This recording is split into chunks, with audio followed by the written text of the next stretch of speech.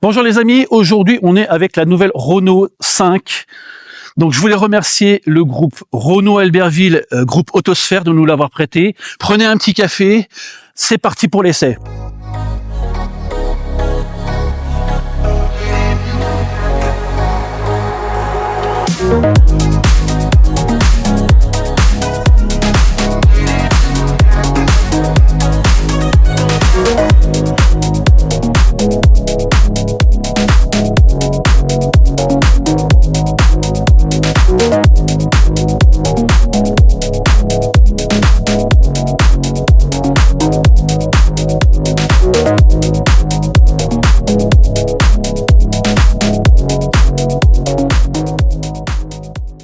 Alors les amis, on est au Fort du Mont, au-dessus d'Albertville.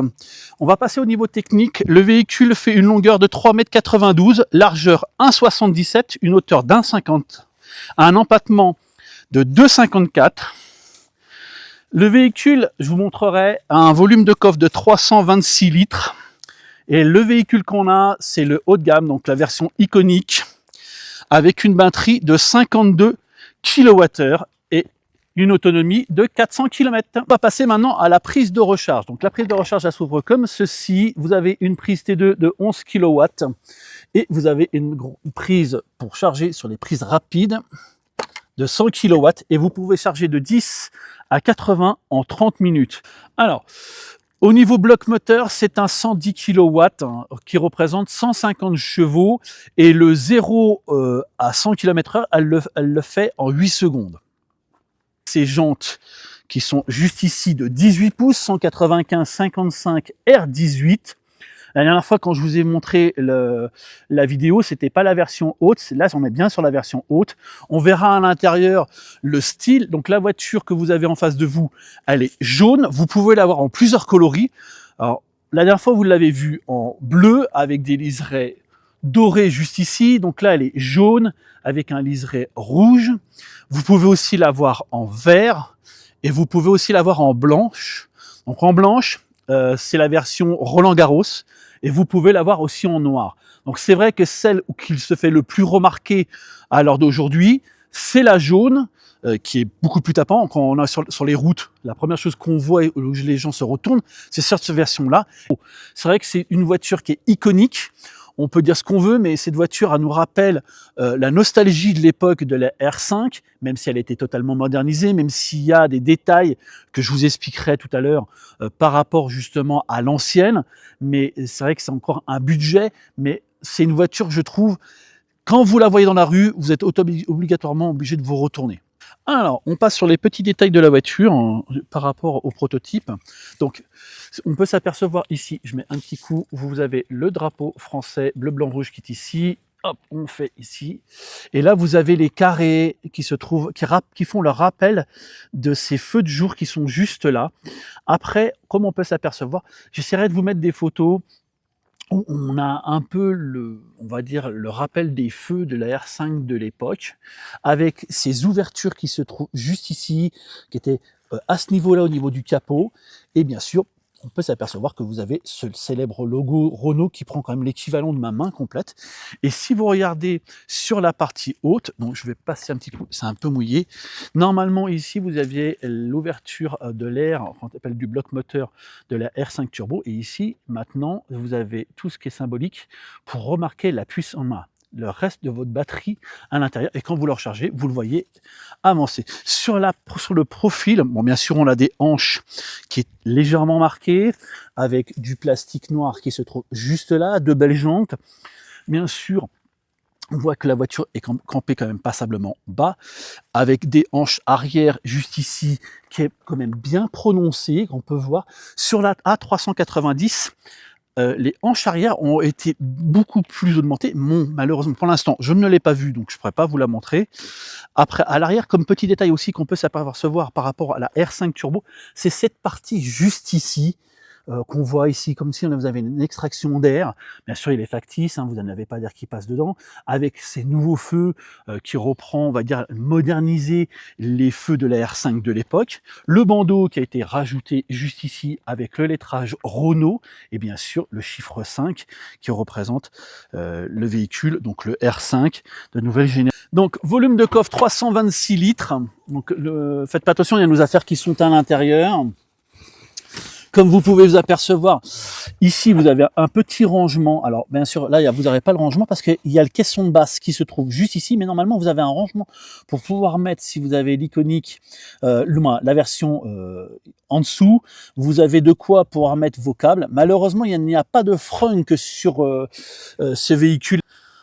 On passe aux places arrière. Donc, je fais ça, le siège est réglé pour moi, les amis. Donc, moi, je fais 1m76. Donc, il me reste encore un peu d'espace. Alors, pour un gabarit comme moi, les amis, 2 personnes à l'arrière, ça passe sans aucun problème. Vu que vous avez un fond plat, il n'y a pas de souci. Donc, les 2 personnes à l'arrière passeront. Pour faire de la ville, moi, je trouve que c'est très bien. Pour des enfants, je trouve que c'est l'idéal. Vous avez des poches aumônières qui se trouvent derrière. Par contre, ce qui est un peu dommage, c'est que vous n'avez pas de prise pour vos téléphones à l'arrière. Je ne sais pas si c'est une option ou pas, mais en tout cas, vous n'en avez pas sur cette partie-là. Et on peut s'apercevoir aussi que vous avez un toit gaufré. Ça rappelle quelques souvenirs aussi des anciennes Renault qu'on avait à l'époque. Donc ça, c'est plutôt sympa. Et je trouve que les sièges sont plutôt cool à l'arrière, sont plutôt confortables. On n'a pas trop à se plaindre. Mais le style arrière, du fait de leur dessin et avec toujours leur petit rappel 5 dessus, est plutôt sympa. Pas d'accoudoir à l'arrière, ne cherchez pas. C'est des sièges 1/3, 2/3. Voilà. Vous appuyez comme ceci. Si j'y arrive. Voilà. Comme cela. Vous n'aurez pas, si tu passes à l'arrière, vous n'aurez pas un fond totalement plat si en cas où vous devez mettre des valises. Donc ça, par contre, ce serait un petit peu dommage. Je vais essayer de vous baisser complètement cette partie-là pour que vous puissiez voir. Voilà, là, vous n'aurez pas un fond plat complet. Donc, si en cas où vous prenez des choses volumineuses, ne cherchez pas à essayer d'avoir un plat absolu. En plus, vous avez un grand déport qui se trouve juste ici. Donc là, vous voyez, si je mets ma main, vous avez toute cette partie-là quand même qui est haut. Donc, on attaque au niveau de la contre-porte de la voiture. Donc, comme vous pouvez vous apercevoir, vous avez un espèce de tissu un peu jaune et noir. Bon, heureusement qu'il y a ça, parce que vous ne cherchez pas de plastique moussé sur le véhicule. Vous n'en aurez pas. Par contre, c'est les effets qu'ils ont mis pour pouvoir donner un style au véhicule. Donc, bien sûr, contre-porte 100% plastique, comme vous pouvez vous apercevoir. Les enceintes de chaque côté. Les réglages de vitres et des rétroviseurs qui se trouvent juste ici. Après, on peut vous apercevoir que les sièges rappellent les R5 de l'époque. Je vous mettrai les photos sur la partie haute pour vous montrer, bien sûr, avec ce style un peu, je dirais, sport, hein, que vous avez là. Réglage manuel pour monter le véhicule, avancer et reculer en électrique. Voilà. Après, on va passer directement à l'intérieur pour vous montrer le tableau de bord. On est à l'intérieur de la nouvelle R5. On va montrer un peu le tableau de bord, le style, les petits rappels qu'on s'appelle de l'époque. Cette partie ici, qui est en cuir, rappelle un peu l'époque. Comme on peut voir par rapport à l'ancienne vidéo que vous avez vue qui est en statique, vous n'aviez pas le mot Renault 5 dessus. Donc là, il est rétroéclairé avec du noir laqué. Bon, vous savez ce que j'en pense du noir laqué. Le problème, c'est que dès que vous mettez vos mains dessus, là, ça laisse des traces. Ça va. Heureusement, ils n'en ont pas mis partout. Heureusement. Vous avez 2 écrans de 10 pouces assez épais. On peut s'apercevoir qu'ils sont quand même assez épais, comme ceci. Vous voyez l'épaisseur. Mais là, vous avez donc un écran de 10 pouces juste ici et un écran juste là. Cet écran qui est juste ici, c'est Google Automotive, donc qui est intégré directement dans la voiture. Donc là-dedans, vous avez directement un planificateur. Si vous notez directement, on va prendre l'exemple. Hein, ici, on est... Donc, on va aller jusqu'à Paris, imaginons. Non, on est avec 88% d'autonomie de batterie. Il estime que là, on devrait s'arrêter 4 fois. À mon avis, on s'arrêtera plutôt 3 que 4. Après, vous voyez, il vous estime le temps de recharge que vous devez faire, 42 minutes, 42. Mais là, vous avez un véritable planificateur, enfin, dans cette voiture. C'est vrai que ça manquait. Après, ce qui est bien dans ce véhicule-là, c'est que vous avez tout ce qui est réglage de la clim indépendant.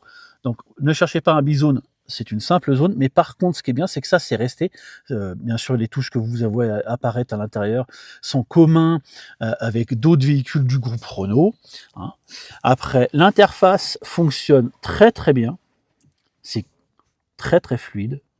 Bien sûr, Android Auto et Apple CarPlay sans fil sur ce véhicule-là. Voilà. Si on peut s'apercevoir, c'est que la carte fonctionne parfaitement bien. Voilà, ça marche très très bien. Bien sûr, l'affichage qui est juste en face de nous, vous pouvez le personnaliser. Bien sûr, là on est en mode confort, vous pouvez le changer, mettre en mode éco. Ça change un peu la signalétique qui est juste en face de nous. C'est style les couleurs, je dirais. Voilà, ça passe en rouge, le bleu, le perso, ça passe en style violet, et le confort, ça passe en jaune. Je dirais que si vous êtes en sport, ça joue très légèrement sur la pédale d'accélérateur. Mais à part ça, je vois pas ce que ça apporte de plus, à part les 2-3 petits détails qui sont dessus. Si on prend sur l'écran, vous pouvez encore le personnaliser comme ceci. Donc, vous avez une touche qui se trouve juste ici. Là, j'ai passé une première touche. Donc là, vous avez les distances de sécurité entre chaque véhicule. Là, vous arrivez à un mode très simple avec le nombre de km/h que vous avez en face de vous. Et là, on repasse sur la partie où vous avez donc les charges, le power, etc. pour savoir si le véhicule est bien branché. Et là, vous allez passer au niveau de la carte du GPS. Et après, vous avez encore cette partie-là. Bon, bien sûr, là, j'ai pas mis le contact du véhicule, mais vous avez plusieurs choses. L'autonomie du véhicule, vous avez la distance que vous avez fait, bien sûr. Le moniteur éco, c'est pour savoir si vous avez une conduite écologique ou pas. C'est des petits détails, mais là, vous avez aussi encore la radio, si vous voulez savoir ce que vous avez mis. Vous avez une certaine personnalisation du véhicule qui est plutôt pas mal. Quelques petits rappels de cuir qui se retrouvent juste là. Bien sûr, ne cherchez pas de plastique moussé sur le véhicule. Vous n'en aurez pas. Ça sert à rien. Vous avez des enceintes juste ici, Harman Kardon. Donc, vous avez une bonne hi-fi qui est à l'intérieur. Bien sûr, frein à main juste là, quelques petits rangements. Vous avez un chargeur à induction juste ici, 2 prises pour votre téléphone, une prise 12 volts juste là, un petit rangement, bien sûr, avec le rappel de la voiture, la R5. Vous avez un petit rangement juste ici, un petit porte-gobelet, qui est donc, un petit rangement sous la couloir, je vais y arriver, et vous avez la boîte à gants qui est juste là, qui est pas très très grande, qui n'a pas de feutrine, mais bon, qui suffit largement par rapport au gabarit du véhicule.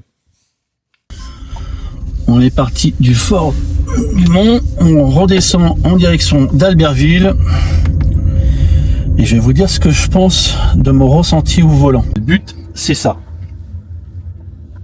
Alors, on va y aller doucement, ça a rien à rouler comme un malin, on est sur des routes de montagne, on était à 1200 et quelques mètres d'altitude, sur une petite route de montagne. En pourcentage de batterie, et là on part avec 87% de batterie. Donc là maintenant on va voir ce que ça donne en redescendant, si on arrive à bien récupérer. L'idéal, ce serait en descendant de faire jouer la récupération d'énergie du véhicule pour arriver vers les 89. On reprendrait peut-être entre 2 et 3%. On va voir, on est à 309 km d'autonomie.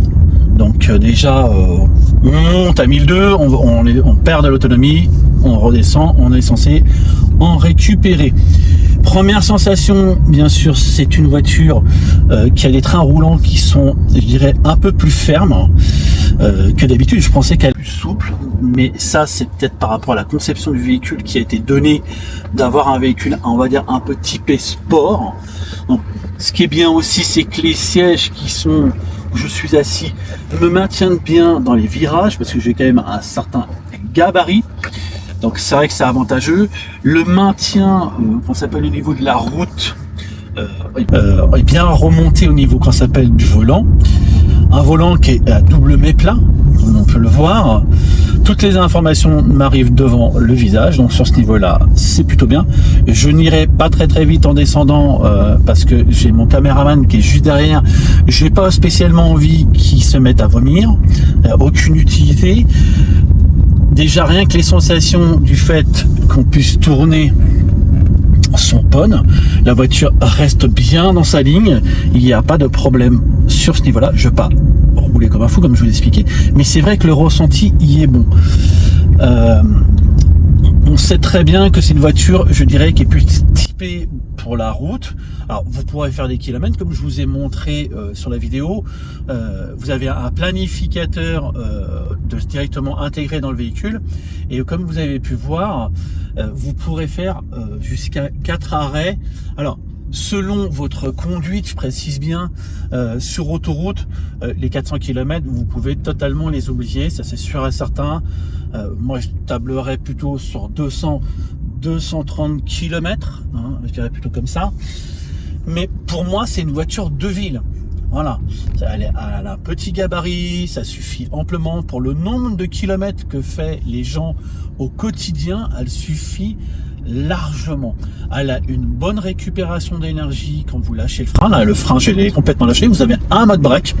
Par contre, vous avez pas un one pédale. C'est peut-être le seul reproche que je peux leur faire, c'est que bien souvent, on vous met un break. Il faudrait presque un break plus pour pouvoir vous puissiez aller jusqu'à 0 absolu, et là ça deviendrait vraiment très intéressant.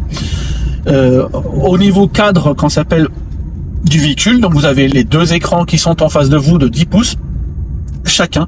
Vous avez largement toutes les informations qu'il vous faut pour pouvoir rouler, largement ici en face de vous et là. Bien sûr, bien faire attention, on a une fâcheuse tendance au tout début quand vous prenez la voiture en main avec le levier de vitesse qui se trouve juste ici et le pommeau qui se trouve juste derrière pour les essuie-glaces, des fois de confondre. Donc bien faire attention, mais au bout d'un moment vous y ferez, donc il y aura plus ce problème là. Au niveau de l'écran principal, au niveau là tout ce qui est GPS, infotainment, etc., il fonctionne parfaitement bien, il est ultra fluide. N'oublions pas que c'est Google Automotive, ça fonctionne d'enfer. C'est une des meilleures choses qui aurait pu arriver sur tous les véhicules. Je ne comprends pas pourquoi ça n'a pas déjà été fait, mais ça malheureusement on ne pourra pas jamais le savoir. Mais c'est vrai que Renault a pris la bonne décision de prendre Google pour faire ses GPS et ses interfaces.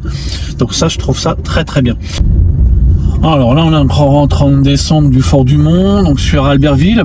Je vous disais tout à l'heure, on était parti avec 87% de batterie et de 306 km. Donc là, on est en train de descendre, donc on est à 1200 mètres d'altitude. Là, on est déjà passé à 89% de batterie. Je précise bien, on est parti avec la voiture, elle était à 100%. Pas préchauffée, donc vous avez une application pour préchauffer votre véhicule en amont. C'est ce qu'il y a de mieux à faire. Vous préparez votre véhicule dès le matin pour pouvoir, quand ça s'appelle, être tranquille. Altitude, on est reparti avec 87, on est arrivé donc avec 91. Donc vous voyez que c'est tout à fait faisable. Voilà les amis, la vidéo est terminée. Je vous remercie. Je voulais aussi remercier le groupe Autosphère, donc à Renault Albertville, pour nous avoir prêté ce véhicule. J'espère que la vidéo vous aura plu. Pensez à la partager, à vous abonner et à liker avec un grand pouce. Et je vous dis à très vite.